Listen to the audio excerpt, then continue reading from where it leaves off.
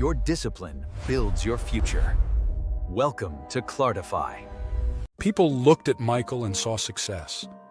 A man with a good job, a nice apartment, a stable life. A man who smiled in photos, who people admired, who people said had everything figured out. But behind closed doors, in the silence nobody ever heard, Michael felt something dying inside him. It didn't start dramatically. There was no breakdown, no tragedy, no visible collapse. It began quietly, like a light dimming so slowly you don't notice the darkness until you're already inside it. He would wake up tired, even after sleeping. He would sit at his desk and stare at the screen without knowing why his thoughts felt heavy. He would laugh with friends while feeling absolutely nothing. He wasn't sad. He wasn't happy. He was empty. People called it stress. Others said, maybe you need a vacation. But Michael knew it was deeper. Something inside him wasn't working the way it used to. Then came the night everything changed. 3:17 a.m. No nightmare. No noise. Just a sudden awakening, like his body was warning him about something he couldn't see. His heart was racing, his mind foggy, and for a moment, he felt like a stranger inside his own life. He sat there in the dark, breathing quietly, realizing a truth he had been avoiding for years. I'm successful, but I'm not alive. The next morning, driven by instinct more than logic, he bought a small sleep tracker. He didn't expect much. But what he discovered hit him harder than anything in his adult life. He wasn't sleeping. He was collapsing. 8 hours in bed, but barely 30 to 40 minutes of deep sleep. The rest was shallow, fragmented, unrepairing. His brain wasn't resting. His body wasn't recovering. His life was running on a battery that had been empty for years. That was the first crack in the facade. The moment he realized his exhaustion wasn't mental, it was biological. He started noticing things he had ignored his whole life. How screens at night made his eyes burn. How he always woke up more tired on days he used his phone late. How the water he drank made him feel different depending on where it came from. How his chest felt heavy after sitting for hours. How his thoughts were loud, yet meaningless. How food filled his stomach but never his energy. How his emotions felt disconnected from his life. It was as if Michael was living inside someone else's body and only now beginning to notice it. He didn't try to change everything. He didn't have a plan. He just followed the signs. Tiny clues his own biology was giving him. He darkened his room, and he felt something different the next morning. He stopped using screens at night, and his dreams returned like lost memories.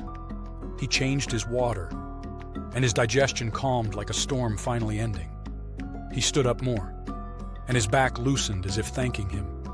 He breathed slower, and for the first time in years, the noise in his mind dissolved. He ate real food, and energy stopped crashing like waves hitting rocks. He fixed his gut, and his mood felt steady again. He stepped into cold water, and something woke up inside him, something raw, alive, ancient. He purified his air, and his headaches faded like a bad dream disappearing with sunrise. None of these moments were dramatic. None were magical. But each one felt like a piece of him was returning. The more he paid attention to his body, the more it spoke to him. It told him what hurt, what healed, what weakened, what revived. And day after day, quietly, invisibly, Michael started becoming someone else. Someone lighter, someone clearer, someone more present, more alive, more real. People around him noticed. They said, "You look different. Did you lose weight? You seem calmer. You look younger." But none of them knew the truth. Michael didn't change his life.